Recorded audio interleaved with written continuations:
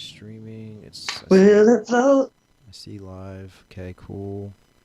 Ba ba ba. Let's see if there's a video. Mike Tyson look. Is there a video? I see. All right. Yeah. Let me grab the audio. Let me grab my phone and listen to the audio real quick to make sure people can hear both of us. You keep talking. I will keep talking. And talking and talking. Because talking is the skill that I have. I could speak about nothing for a while. And if I were to define a while, I'd say at least 10 minutes. I could give you 10 full minutes of fucking no substance at all, if I so chose. Choosing to say nothing for a long time is not as easy as one might think. If one were to think of ways to say nothing over and over again, how many ways could you say absolutely nothing and mean it? Each time I say nothing, I truly mean absolutely nothing. All right. Well, I can hear you talking about how it's not easy for you to talk, but yes, it's working. There's a little bit of a noise. I said it was easy. Oh, you said it was easy? Okay. I said it was easy for me to say nothing for a long time. I said I could talk about nothing for 10 minutes, and I just kept saying all the different could talk about nothing. So silly. Let me see. All right, so that's good. So we'll just keep it going. At my best. What's the? Oh! So we just keep it going. We'll just start. The show just started now. This is episode Oh, you son of a bitch. 275. Hello. There's 3 concurrent viewers. I like the new analytics though. They're really cool. I think it's really, really interesting that you did that to me on such a milestone episode. 275 is such a beautiful number. Yeah, it's a quarter of the way there. 275 should be celebrated. In fact, a toast. He's making a toast. Sugar water. All right, the toast. Toast, YOLO shot. CBD. Boom. Boom. Kaboom. There you go. Yes, to 275 episodes. 275 times. Anthony and I have come together to bring you this podcast. Yeah. Somewhere around that number. There's like so special. It's like a iffy number. It's like 270-ish. 75-ish. There's lost episodes. I'm sure there's a miscount somewhere. 275-ish. There's a miscount. I miscounted one day. 275. Let's see. 275-ish. Ish. So Anthony, Darren. I can ask you the same thing. I must ask you every episode. What it do? Honestly, not a whole lot. Shout out. I get to go to Alabama next week, which will be kind of fun. And then I get to go to probably get to go to the only best show in America right now the week after. So I'm kind of excited. What does that mean? Oh, you don't. I'm going to camp, dude. I'm going to camp. The best camp in the world. What camp? The only camp in the world, right here in the lovely Ohio. The Dave Chappelle summer camp. I get to go to that. What? Yeah, yes. You're going? I get to go. Yep. Tell me everything right, fucking Anthony. You son of a bitch. I can't believe I didn't know this. Dude, you saved me this for the podcast? I was gonna wait till I would pop. I was gonna wait till I actually went. Then I was gonna tell you about it. My head is exploding. My head hurts. I'm excited to go. How long is? Tell me. I don't even know what this is. Okay, I can explain this to you. So you know that you know about the what is it 846, right? Or was it 846? Yes. Okay, so you know that he had that, and that was his. I know what you're talking about. So that was so the Dave Chappelle, when the pandemic started, he had a show. It was one of the first socially distant shows. It was approved by Mike DeWine, the Ohio State governor, and where he was allowed to have shows outside, distant. And so first off, it was the protest of the guy who died in Minnesota. I don't remember his name. Not because I don't want to. It's just I just don't.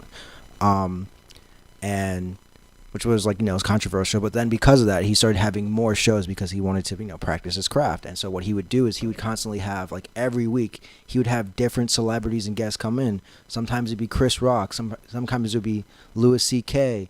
And he would have different artists. He had Common, Questlove, Darius Ruckus. He had all these different people come in and do shows. Talib Kweli. And so last week, which I wish I would have bought tickets for that one, but it was just amazing because it's like you get to see Kevin Hart, Dave Chappelle, and Bill Burr, and those are just the three people. It's like that's not even that's just the beginning. It's like just like three people overall. You still get to see Darnell Rawlings, you get to see Michelle Wilf, you still get to see Talib Kweli, you still get to see Questlove, and it's all in that Dave Chappelle compound thing. So it's like it's kind of cool. So I'm kind of excited to see who's going to be on this show. Like I have no idea who's going to be there.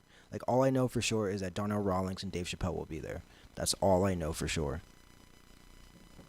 Now, what does summer camp actually mean? Is it an overnight? So it's not necessarily an overnight. They just call it summer camp. Or is that just a name? That's just the name. They call Okay. it they call it summer camp because what happens is like when they have people there, like it'll be like a summer camp thing. Well, they'll do like kickball with like they'll get like the families there and everybody's kids there, and so they'll do like kickball, they'll do camping, they'll go kayaking, they'll go down the rivers, they'll do all this fun stuff with like everybody's children's there. So like you'll see like there was Bill Burr's kids that were there, and they did a lot of summer camp activities with like Darnell Rawlings' kids and like his sister's kids, and then Tiffany Haddish came with some of her family. So it's like all these people get to come, these celebrities get to come hang out, and they do their thing, and it's kind of cool. Like it's kind of crazy. So I'm hoping to like it's gonna be like I'm sure it's gonna be a good show just seeing Dave Chappelle, but I'm hoping that this is the show Kanye West comes.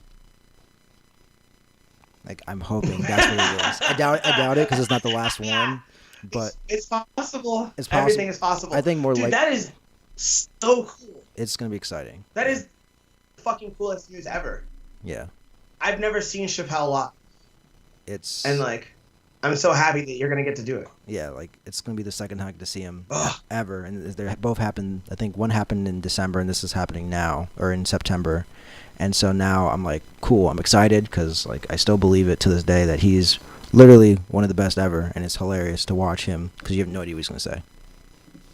You have literally no idea. He's Nothing. the best. There's no thoughts about He's the him. fucking best. Yeah, Oh, that's so great. yeah, It's so great that he's doing that. Like, finding a way to make his craft happen self, right? It's hard. It's hard. Like, I was struggling during the quarantine. I was like, man, like, I believe that teaching, like, stand-up in the sense that you need to be doing it on a regular basis at your best when you're doing it.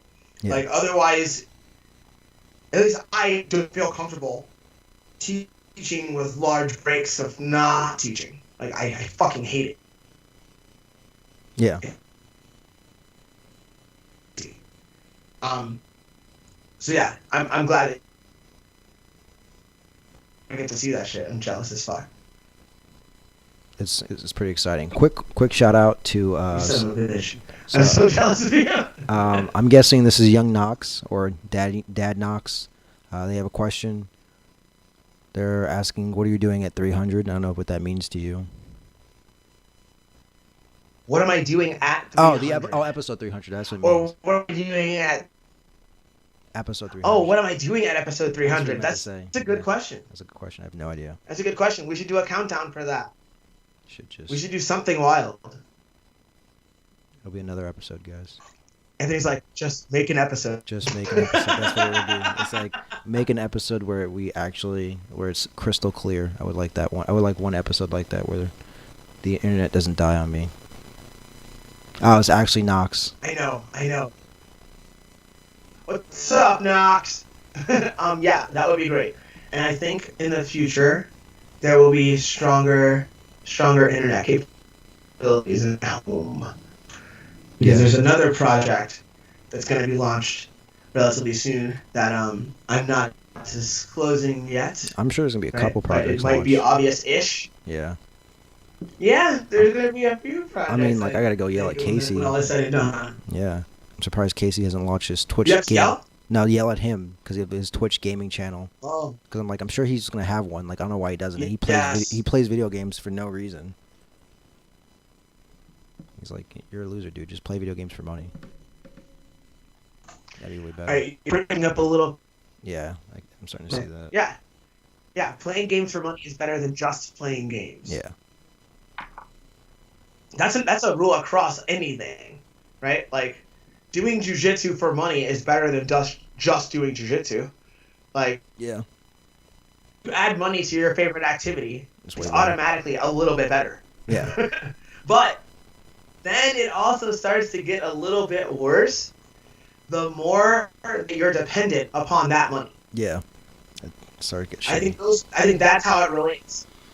I don't think it doesn't matter how much money it is, Mhm. right? It's your dependence on that money for your favorite thing that can change your psychology and how you view your favorite thing. Mm.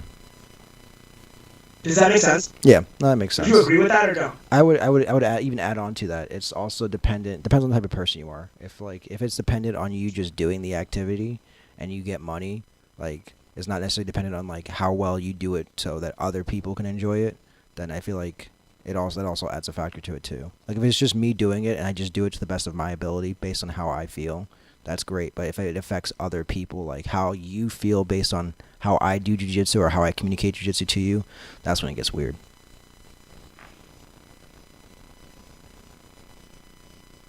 We're suffering. Oh, okay. The connection is suffering. Give me a second. Let's see. Is it back? Yes. Okay. Basically, what I said was just that it's just harder. It's like it's what gets worse if more people have to be, if more people are impacted by how you're doing at your set activity like jiu-jitsu.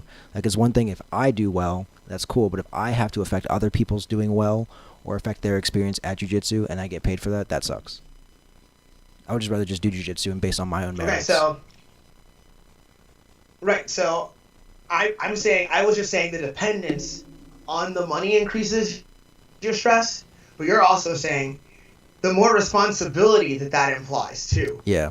Will then make your favorite thing shittier. Like if now doing your favorite thing for money also puts more responsibility on your shoulders, you are likely to start to resent that favorite thing. Yeah. You're more likely to resent it than if you're solely dependent on that money. Yeah.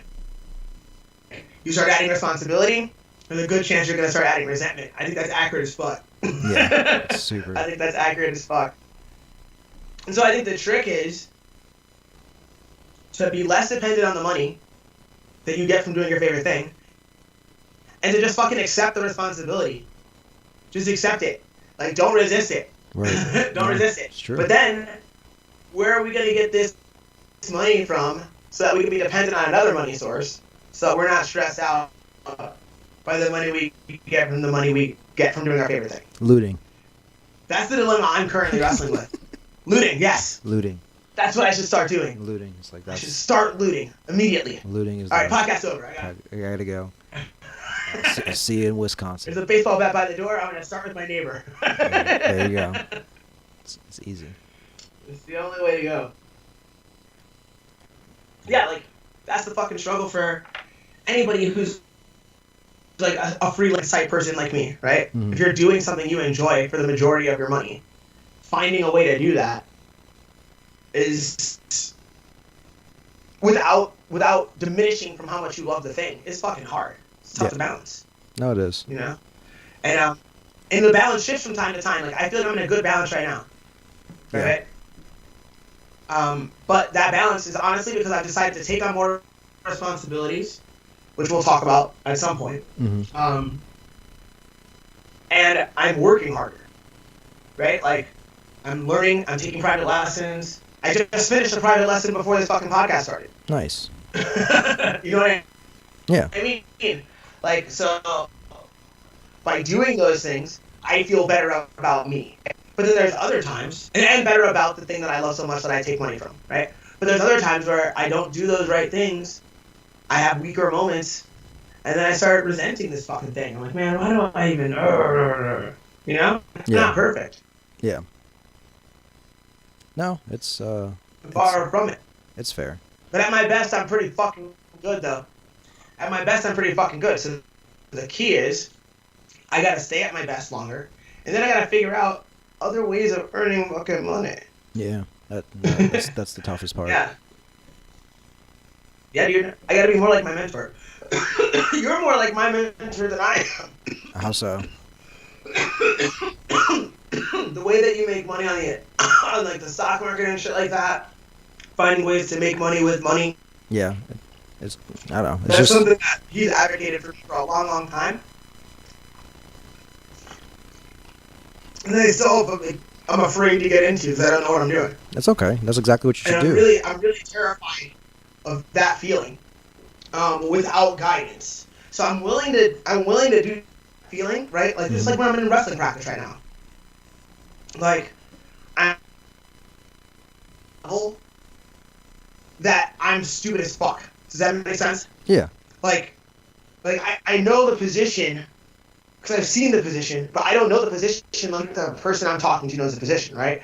So like I've learned some like let's call it there's middle school, there's high school, there's college, and there's the best of the best, right? I'm learning the best of the best style technique, but I had a middle school or high school understanding before this interaction. Right. And so yeah. It's a challenge. It's a challenge. Yeah, we know the connection's not great. Are we being chastised? Yeah, Mr. Knox. Yeah, it's not something we can. Wish there was something we could fix right now, but we can't. Like, I wish it was something we could fix. yeah. We are doing our best. Yeah, It we is are. all. That's what I'm trying to say. We're just doing our best, right? That's what I was talking about, essentially. Yeah. Oh, as we can. If you want the quick. One does its best. If you want the quick economic tip, just basically just do your homework on. Look at things you like that you purchase. Look at their balance sheet. Just look to see, hey, do they have debt? Do they have equity? How much equity versus debt do they have? And then like. So I should invest in weed. I mean, you could. I mean, you could technically do that. It's not a wrong thing to do. You'd be banking on like the long-term investment because you have to like because you'd have to hope that like weed gets legalized like nationally in like the next like 2 to 4 years, or it doesn't get reversed backwards into no man's land where weed's not going to be legal anymore and all that fun stuff. Because that could happen. Terrible.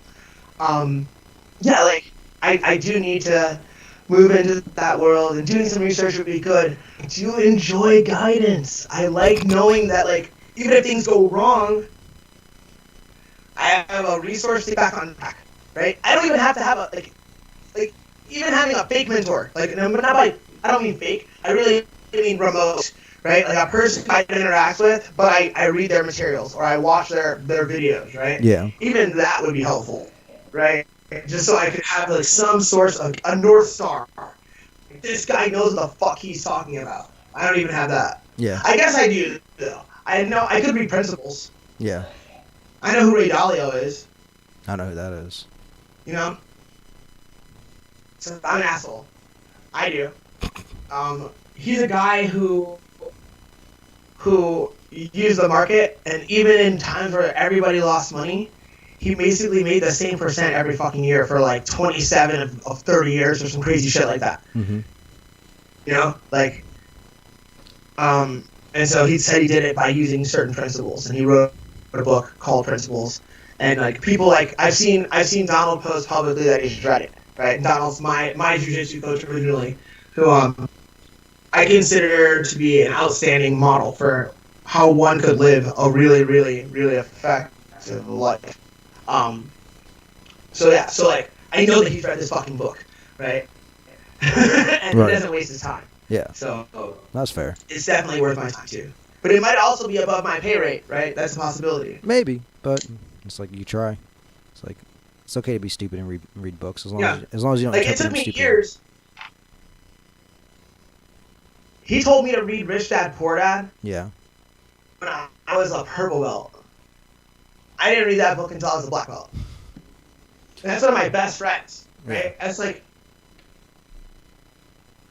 and like, here's the funny thing about saying best friends. Like, when I say best friends, I don't really mean closest friends. Right. That's not what I mean. I think that's what most people mean. Well, what do you They define mean, like, the people close? closest to them. What do you mean by close though? Like, do you mean by? Are you talking about for you? Is it proximity for you versus intimacy? I think it's often proximity and intimacy. Okay. I think it's proximity and intimacy. But I don't mean it that way. Like, when I think of my best friend, I think of the friends who are best for me. I think the people who, like, are most important to make me my best. All right. Those are my best. They're not just the people closest to you. Right. Now, sometimes they overlap. But some of my best friends I haven't spoken to in over a year. Yeah. Does that make sense? No, of course, because you're just, But just busy. the closeness has either been established or it's just understood, right? Like, I don't have to talk to some people. Like, there's a woman I call my sister. I haven't spoken to her since, like, before the quarantine. She hit me up yesterday. Mm. Before that, I hadn't talked to her for, like, 6 months. Before that, it had been, like, 2 years. You know what I mean? Yeah. I would 100% consider her one of my very, very best friends. My very best friends. That So makes it's sense. not like... Do you see what I'm saying? Yeah, it makes sense. It's funny how people talk. It's just funny how people will say things and mean something, or if I say something, it implies something to them because of how they think of the same language. Like, I use the term best friend differently, I think, than most folk. Yeah. Whatever. About me, Anthony. I'm always talking about me, Anthony. I'm such a bad person. It's all right. I accept it.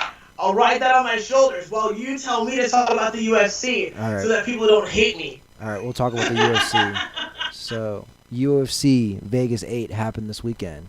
A lot of great things have happened. First off, you got to say that dude who's Revovic, whatever his name is, scary dude.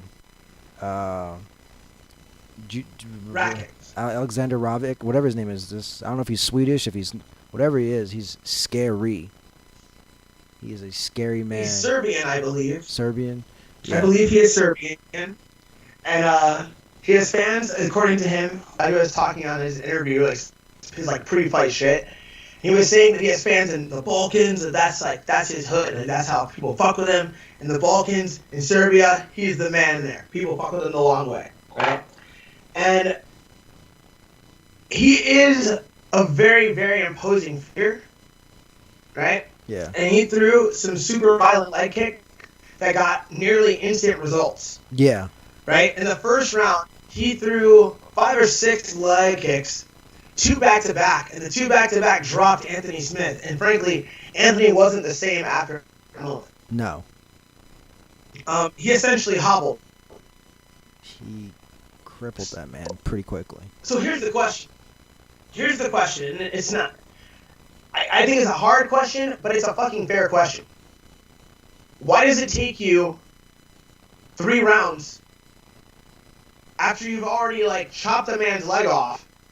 Why can't you finish a man with 1 leg? Or did you not really try to finish him? And if you didn't try to finish him, what's the psychology behind not doing so?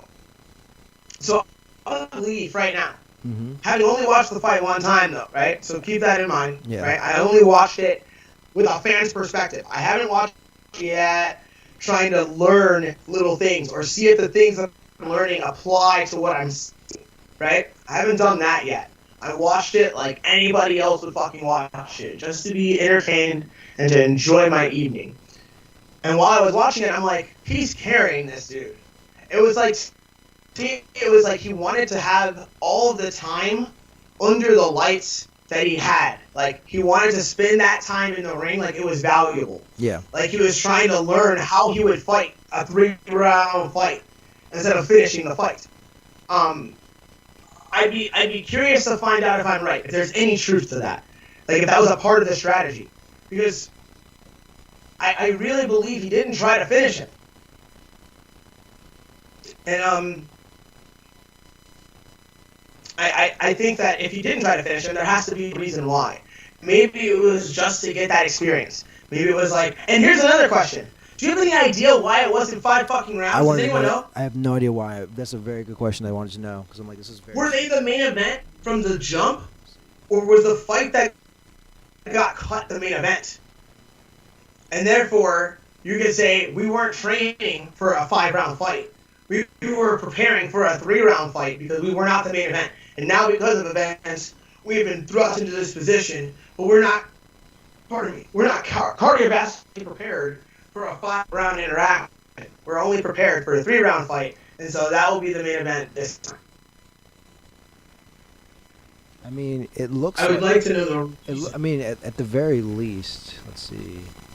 This was written at least like 2 weeks ago, so this looks like it was still meant to be him as the main event, as Anthony Smith versus. So if they were the main event 2 weeks ago, why the fuck are we fighting 30 rounds? But to be quite honest, I don't want to see 5 rounds of that. The first round was exciting. The second and third round were not fun to watch, man. Like, I'm not gonna say there aren't tactics to learn from those moments, right? But like, as a fan, that wasn't fun. The Neil Magny fight with Robbie Lawler was fun. Yeah. That was a fun fight. And there was a lot that got confirmed about wrestling in that fight from what I'm learning. A lot. The way that Neil Magny chose to wrestle is the fucking business as far as I'm concerned right now. I really liked what he did. His choices were congruent with the things that I'm learning about wrestling at a higher level. The things he used, the tactics, the way he had tax hips instead of legs. Neil Magny had a great performance. I think he should be fucking super proud of what he did out there. Robbie Lawler is a scary, scary, scary man. Yeah. He is. He's really not someone that people are trying to stand in front of. Like, if you're at 170 and you see the name Robbie Lawler across from yours on a contract, your butthole tightens up a little bit. Like, you go, ooh, like, I don't know. Yeah. Like, that's not an easy night. That's not an easy night. I better not spend my money as if the win money is already spent. You know what I mean? Right. Be fucking careful out here. Robbie Lawler is a motherfucker. On any given night, he can put everyone in that division to sleep. Like, he can. He might even Death Valley Driver you. They kept playing that highlight of him slamming Ben Askren on the top of his head. No, they can't. Honestly, they really can't. They really can't.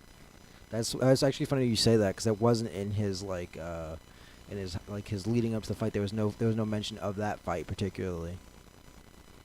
No, because he lost it, but they showed that slam over and over again. It was one of the main highlights. Yeah. Well, it's a great moment. You can forget the other part of it. You know, like, yeah, you can see that moment, and it's so spectacular that it doesn't matter that you lost that one. Like, it was a big moment. It was cool. Like, there's other moments that, like, are cool, but you couldn't put in your highlight reel. Like, you know what I've always wanted Conor to do? I've always wanted Conor to put that brief moment where he's on top of Khabib on his Instagram. I don't believe he's ever done that, but I think he should. I'm sure he has done. I'm sure he has done that. It just be like, it should be on his main page, and the caption would be like, "Remember that one time I took you down? 2." Or it should just be 2. Oh, not that part. No, not that part. No. It should just be like 2. That would be so fucking funny.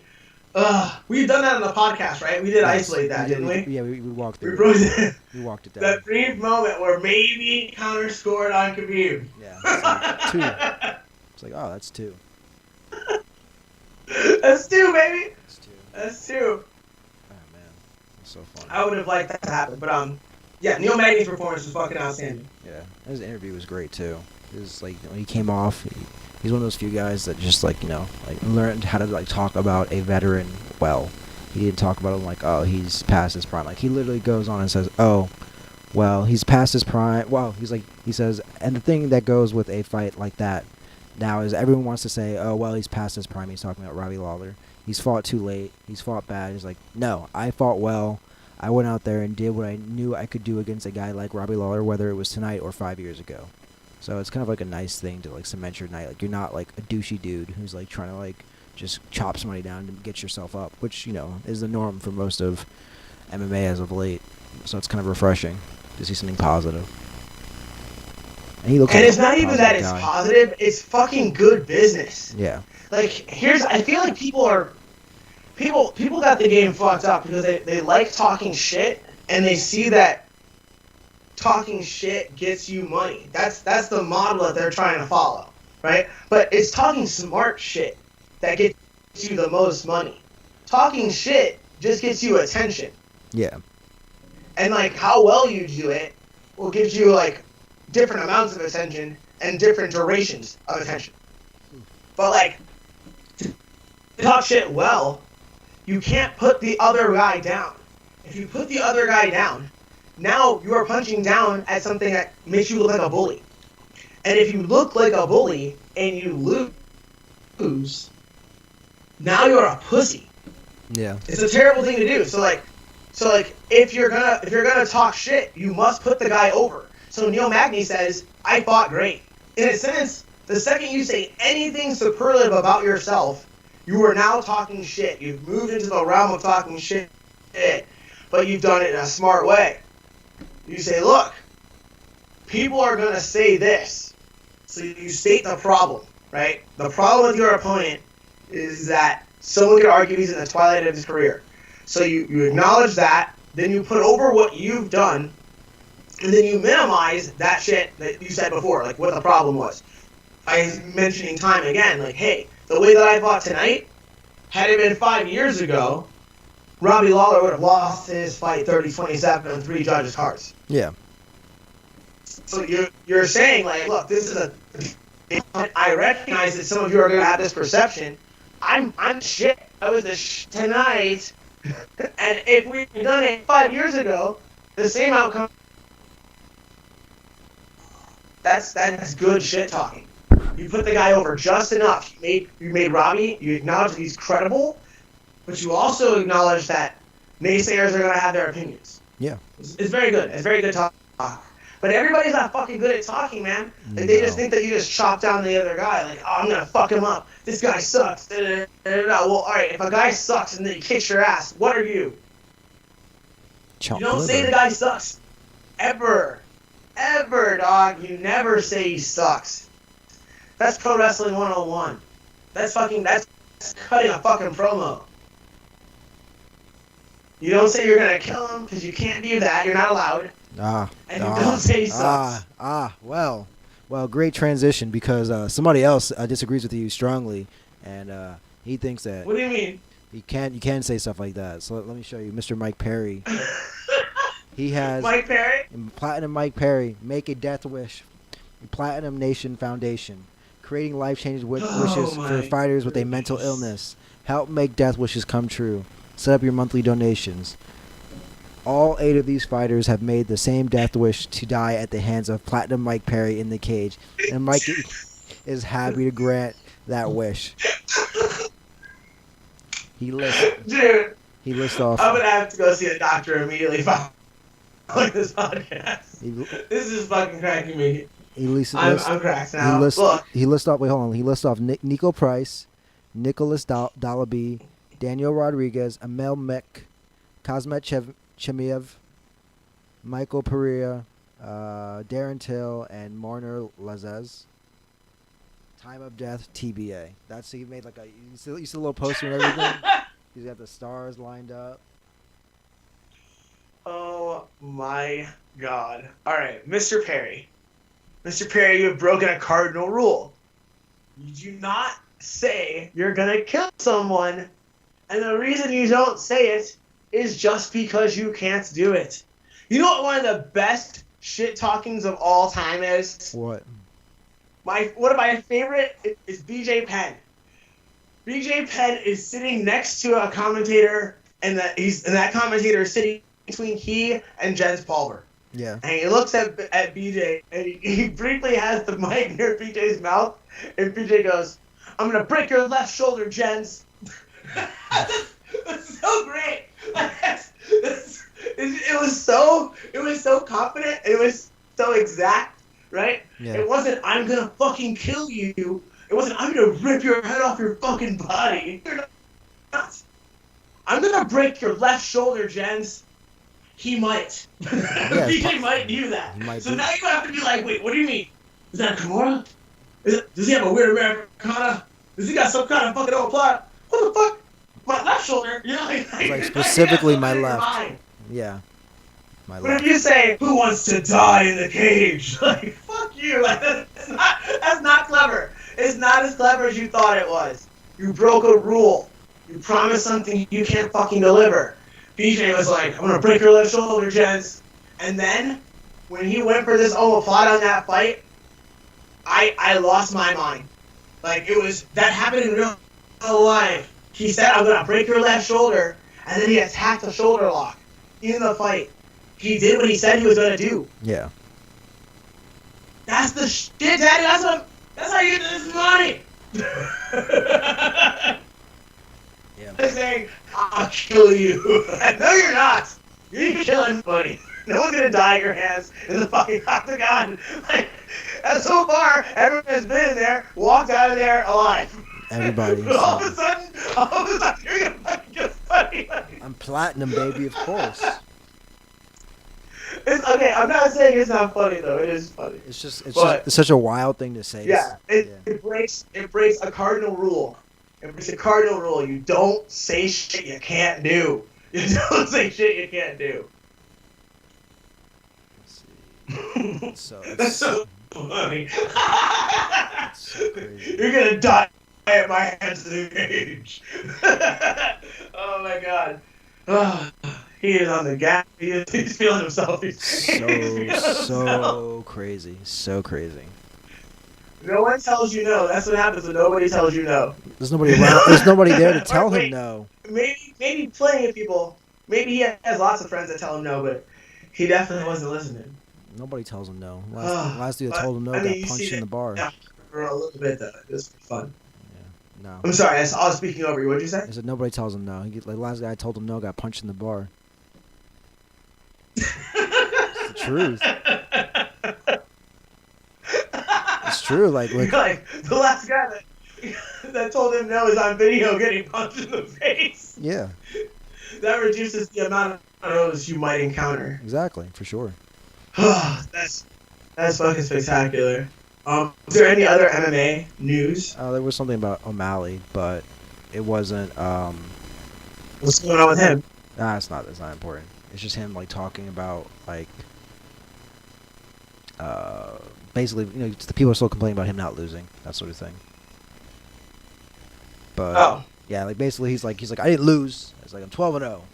I haven't lost. I'm not 12-1. It was like I get it. It's a mental thing. I get it. I don't really care. It's not as exciting. Whatever gets you through the day. Yeah. Let's see. Whatever gets you through the day. I can't tell what's healthy for you. Right? Yeah. Like, some people should never smoke weed before practice, and some people should. Right? If you want to say you're undefeated because that gets you to a mindset where you never again, fine. If it gets you the result, right? We won't know what that mindset does until we have a few more results. If he needs to be like, you know what? I lost fair and I'm gonna rebuild from here and da-da-da-da-da. That method works for some guys. I think story-wise, that's the story that we enjoy hearing the most. It makes you sound more heroic to face adversity by saying, everything was my fault, and now I'm going to take on the power of changing everything. Right? That's true. If you say, that never happened, and I'm moving on. That never even happened. To the narrative, right? The narratives that we're used to, that's what a coward does, right? But you can be an anti-hero. You can be like, that never happened, and then win 10 fights, get the belt. Yeah. I mean, I fucking told you that shit never happened. Not in my mind. Right? Yeah. And now you're an anti-hero, but you did what you said you were gonna do. So like, there are many paths, right? I don't know what works for Sean O'Malley. I think on paper, if you don't know the individual and you're just gonna say like, what's the easiest path to success for an average person? In the hero's road, it's being like, hey, I got kicked, and this reaction happened. After that reaction, these other things took place, and I lost. And now I'm gonna make sure that kick never lands again. Right? I'm gonna make sure that I evade or I check that kick in a way that keeps safe, my feet underneath me, so I can do my job and knock people out. 12-1. I'm gonna be 22-1. I'm gonna be 32-1. Watch me do that shit. Like, he could have said a lot of things that would have riled people up and made them get behind him. But maybe he feels he already has enough people behind him. I believe that. I just saw something violent. Do you want to see it? Yes. All right. This just popped up on my. This popped up on my computer. I was just like, I was looking at something and it just popped up. I was looking for results for Nikki Ryan, but this popped up. This dude just blah. Hacha! Sucky Oh. armbar though. He went for the arm lock in the streets. He's doing it. He's Now he's passing open guard. He's gonna go for another arm bar. just hammer fist armbar, just breaks it. Poof, poof, poof, poof. Pops dude's arm for sure. Oh, for sure he's about to. He's like, nah, fuck it. I'm about to do it again. Is he getting big yet? Nope. Oh shit! He's taking all arms. Yeah, he's like just fucking this dude up and just going off. Just Oh! he is not giving up. Oh, the beast! Yeah, he's not giving up. But I was just more impressed with the hip Holy toss. fucking shit! That hip toss was just legit. It was like bloop, gone, son. That was a legit throw. I mean, goddamn! His arm bars needs to work. He beat the fuck out of that guy. What did that guy do? Is there a story? I don't know. I'm trying to find. Let's see what happened. Let's see. No, please, no sound. No sound. It literally looks like a woman was involved. Let's see what happened. Play. Oh damn! Damn, that's a gangster move. He's like off a headbutt. This guy headbutts him and he counters with a throw immediately. What a move! Dude, that MVP of all MVPs right now. The fact that he went armbar and was like, nah, other arm too. Like, what is that about? You're like, what did he do that? Like, Let's see why was he close enough to headbutt you? That's one question. Why did you take both his arms? He must have did something. Well, there. Oh, okay. Well, there. That's hilarious. Either way, I don't know. I just saw it. I'm just like, that looks crazy. I can't believe that shit. That was amazing. That's the greatest thing ever. Is like, I'm not supposed to see there's any more random people just beaten up on the streets randomly. It's so crazy. Dude, I saw a teenage girl one. Where this girl body slams and grounds and pounds this girl. Like she should be signed in the fucking UFC today. Yeah. Yeah. Like, she suplexes this girl essentially, and then gets over top, and it's just like, Just whoop it. yeah, like her hips are turning. It wasn't like, it was like, kill you with my powerful body. Like, she's trying to murder this girl. That's so Turning her hips on pound and pound like she was Mark Coleman in the 90s. Like, it was fucking scary, Oh dog. my God. It was scary. Oh my god. Impressive. Hopefully she's signed already. All these people get signed. Let's see. Do you have any other weird news for me besides dudes getting thrown and double armor in the streets? Oh, so apparently, I didn't know. Apparently, people are really concerned about tree murder, and there's a nice story about one of the oldest trees in the world getting murdered or attempted murder, and how like literally like a billionaire gave somebody an unsigned check to find whoever this murderer was and have them arrested.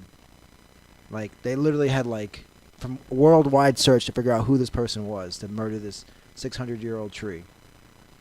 Attempted murdered. Okay. Alright, so using the word murder That's what this was. to describe cutting down a tree. No, not cutting down a tree. No, I no, understand no, no. that you're quoting. No, not cutting down a tree. No. Wait, This was poison. This was literal poison. Like they tried to poison this tree.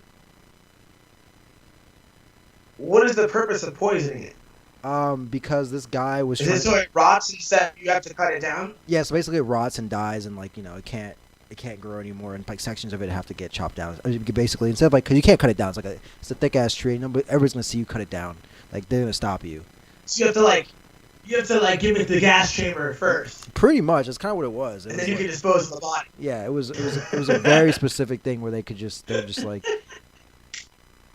they're like, yeah. So who decides this? Is it like some wildlife or like some like forest management company has to come in and they're like, all right, these trees are sick. Yes, they're old trees, but we're gonna have to get rid of some of these trees in order to save other shit. And so they come in, they poison some of the trees, No. and then people that don't want any trees to be murdered have to come there and save them. Is that what happens? No, it's the other way around. Actually, it's everybody's cool with the tree being there. Like the tree literally has its own property. Like the tree owns its own property. I think that's what it says. Literally, the tree owns its own, like the land it's on. Like that's how much love they have for this tree.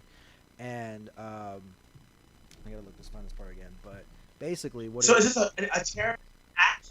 Did some rogue come out of the woodwork, a lone wolf, if you will, and poison a tree in the night? I see what you did there, woodwork. Let's see. I basically, so yeah, kind of what it was. I was like, I gotta find where the ending happens, where basically this guy is basically trying to profess it, like trying to explain his withering love by the death of dying of this tree. So he's poisoning this tree to represent like this symbolic decay of his love towards this person. So basically, the guy's like, basically he's like, well, let me pick the biggest thing around here and kill it. And as it decomposes, it's some kind of performance art to demonstrate love to some other person. Lack of love. And or lack of love. Fleeting love. Love that is fleeting. He's gonna murder a tree. Yeah. Can we just murder this guy and then we can never ever use the word tree murder again? Can we just promise to do both? I think I think they were gonna try to like he was gonna serve life in prison, but I guess eventually he got good behavior. Whoa! Yeah, I mean, because this is his first time in jail, not for tree life murder. in prison for tree murder. Yeah, he had a prior for conviction. What? He had a prior conviction. They don't say of what. So there was a possibility of him serving life in prison for this, though. Alright, wait. So if one thing you're willing to do is poison a tree, like when you poison a tree, they try to lock you up forever. Maybe they should. Like if I have a charge that makes you think that after I try to like slip a Mickey to a tree, then it might be reasonable. Not like is or isn't, but it might be. It might be reasonable to lock me up forever. Maybe you should. It's the fact. I think what's crazy is that there's like a billionaire comes out the woodwork. She's like, whatever, however much money it costs, I don't care. Find out who this is.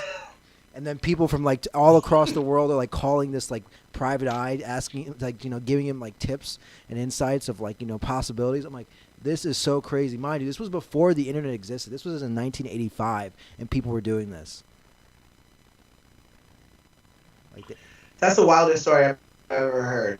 Yeah, this guy. Anthony, that's the best piece of weird news in quite some time. Let's see. It was worthy of episode 275. Do you want to hear about a Philippine? There's a Filipinos government official caught having sex on a Zoom chat. There's that happening. That's fun, but it's not gonna be as good as that tree murder. A woman called the cops because she tree thought murder was fucking strong. A woman called the cops because she thought store-bought meat was a penis.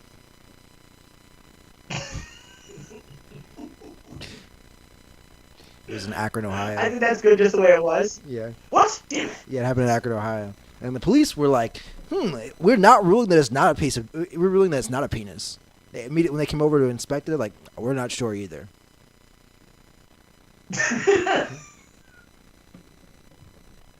Like, I think this might be a penis. Yeah. And if it is, maybe that means there's a dead person? Pretty much. That's what they're kind of worried about. Maybe it happened at the grocery store? Yeah. I think you should come over. Yeah. Like, imagine that phone call. Imagine picking up the phone and being like, what's your emergency? It's like, well, it appears... I'll give you one better. It appears that I may have bought an adult male penis from the grocery store. And, I think you should send somebody over right away. Alright, thanks. What's even better? What's even better was that it was on a Facebook Live cooking show. This happened. So she unwraps her shit from like. No. That's not what happens. So she's like cook. She looks at it because she bought pork tails, and she was like, I'm gonna cook these things, and then she's cooking them, and then after she pulls them out, she's like, this doesn't look like what I looked at. She started looking at it and inspecting it, and there's like a hole at the front end of it, and she's like, oh. Got scared. She's like, Upon inspection, yeah. She realized maybe this is not the end of a pig's tail. Maybe it's like the frenulum. Yeah. Exactly. Why are you doing this to me? Why are you doing this to You me? want to know what the conclusion was? What? What? It was a pigtail, but it's hilarious. They went through that whole scenario. They had to get the medical examiners in there to figure this out, like to clarify it. No, guys, it is pig.